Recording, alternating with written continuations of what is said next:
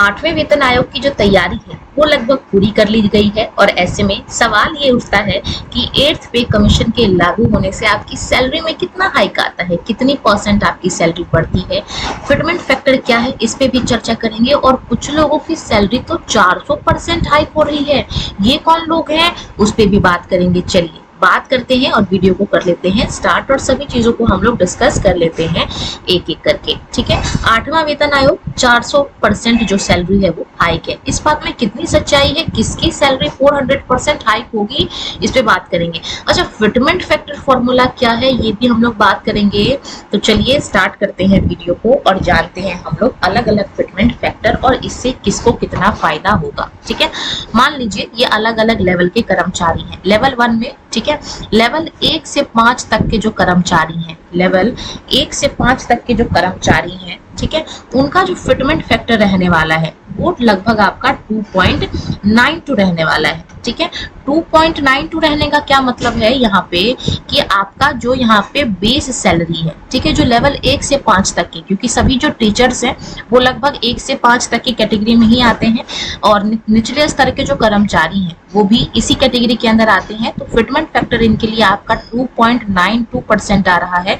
तो 2.92 को आपकी जो बेस सैलरी है, मान लेते हैं कि एक पीआरटी टीचर लगभग 25,000 कमा रहा है। ठीक है, तो आपको क्या करना है, यहाँ पे आपका जो भी आपकी बेस सैलरी है उसमें आपको इंटू कर लेना है यहाँ के आपके फिटमेंट फैक्टर से। ठीक है, इंटू कर लेंगे तो लगभग आपका 70% जो है वो आपकी नई सैलरी आपको देखने को मिल रही है। जो 1 से 5 लेवल तक के कर्मचारी हैं, 2.92 जिनका फिटमेंट फैक्टर रहने वाला है, जिनको हम लोग निचले स्तर के कर्मचारी कहते हैं, जिसमें लगभग ऑलमोस्ट सभी लेवल के टीचर्स आते हैं। ठीक है, अगर आप बिहार में एक पीआरटी टीचर हैं तो आपकी बेस सैलरी जो कि ज्वाइनिंग के समय होती है वो 25,000 रहती है। तो अगर जैसे फॉर एग्जांपल के लिए मैं आपको बता रही हूँ, तो अगर फिटमेंट फैक्टर से अपनी बेस सैलरी को इनटू करते हैं तो लगभग आपका 73,000 आपका लगभग बनता है। ठीक है, एक जो मिडिल टीचर है मिडिल स्कूल का, जिसकी बेस सैलरी लगभग आपका हमारा कितना होता है, तो लगभग आपका 28,000 के आसपास होता है।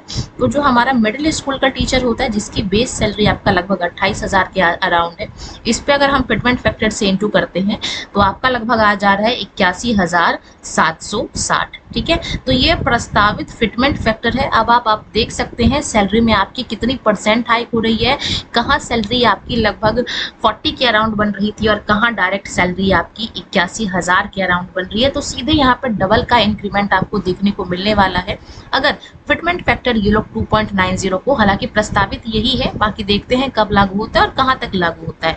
तो लगभग आपको इतना मिलना चाहिए और मिलना भी चाहिए, क्योंकि आप देख सकते हैं कि आजकल जो है कई लेवल पे जो है बहुत सारी चीजें बढ़ गई हैं। जैसे जो नियोजित टीचर हैं उनको बोल रहे हैं टेट देने के लिए, और कई लेवल पे भी पीएससी प्री मेंस करके कई स्तर पे एग्जाम होने की जो बात है वो चल रही है। ऐसे में कम से कम इतनी सैलरी तो एक टीचर डिजर्व करता ही है, और अदर स्टेट में तो ये चीज है भी, तो फिर बिहार में क्यों नहीं।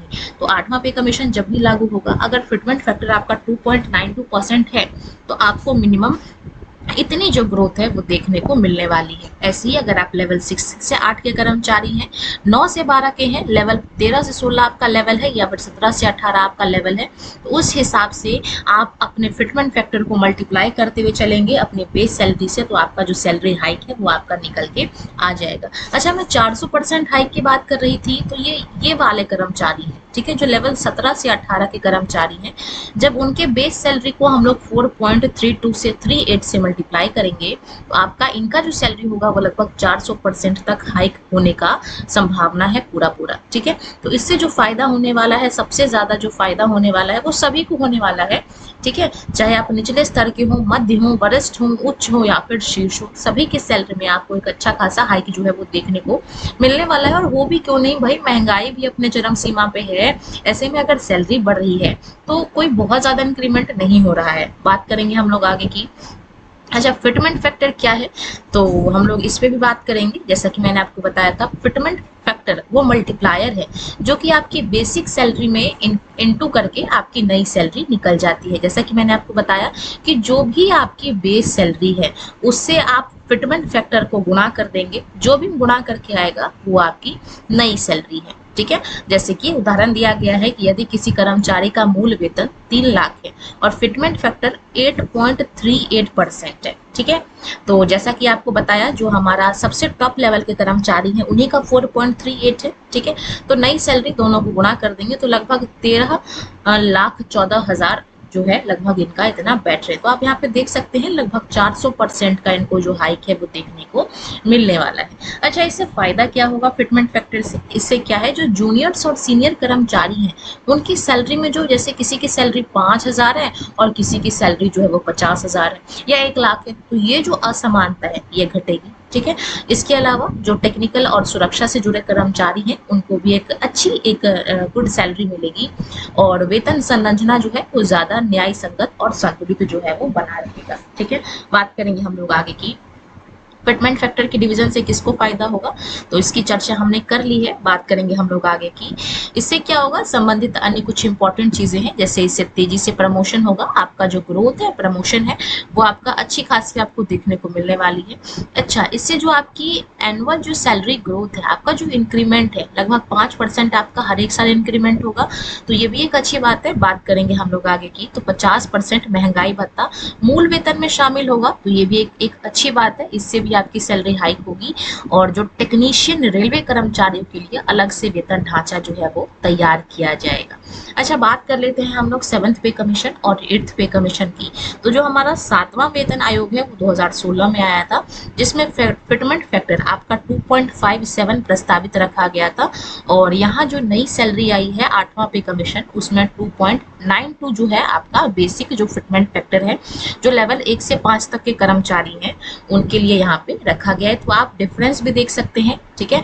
12 में से 7 गया तो आपका 5 और 8 में से 5 गया तो 3, यानी कि लमसम आपका 0.3% की आपको हाइक देखने को मिल रही है फिटमेंट फैक्टर में भी, और इसी वजह से आपको सैलरी में भी जो हाइक है वो देखने को मिल रही है, ठीक है। बात करेंगे हम लोग 8वें पे कमीशन की, तो 3 नवंबर 2025 को, जैसा कि हम सभी जानते हैं, 8वें पे कमीशन का गठन हुआ था। इसके जो अध्यक्ष हैं वो जस्टिस रंजना प्रकाश देसाई हैं, ठीक है। और ये जो रिकमेंड किया गया है देश भर में जितने भी कर्मचारी संघ हैं या फिर पेंशन भोगी समूह संगठन, इन सभी से डिस्कशन करके, परामर्श लेके, एडवाइस लेके इसको तैयार किया गया है और 6 से 7 जुलाई को भुवनेश्वर में इसके लिए एक बैठक निर्धारित की गई है। इसके अलावा लखनऊ, हैदराबाद, श्रीनगर, लद्दाख और जम्मू कश्मीर में भी आपको जो है वो परामर्श सत्र देखने को मिलेंगे, ठीक है। उम्मीदें बड़ी हैं पर चुनौतियां भी कम नहीं। ऐसे में महंगाई, पेंशन दायित्व और राजकोषीय दबाव के बीच कर्मचारियों की जो 8वें वेतन आयोग पर जो नजर है वो बनी हुई है, और भाई क्यों बनी ना हो, क्योंकि इससे उनकी सैलरी भी अच्छी खासी होने को उम्मीद है, ठीक है। तो चाहे आप किसी भी लेवल के कर्मचारी हैं, अगर आप गवर्नमेंट जॉब में हैं तो वो फुल जो फिटमेंट फैक्टर है वो आपके लिए काफी ज्यादा बेनिफिशियल है। तो चलिए इसी के साथ वीडियो को यही विराम लगाएंगे। बाकी आपका मूल वेतन कितना है और आप किस लेवल के कर्मचारी हैं ये आप कमेंट सेक्शन में बता सकते हैं, और आपकी नई सैलरी क्या होगी ये भी आप गुणा करके चेक कर सकते हैं। इसी के साथ वीडियो को यही विराम लगाएंगे। आपके मन में कोई डाउट हो तो कमेंट सेक्शन में छोड़ सकते हैं। धन्यवाद।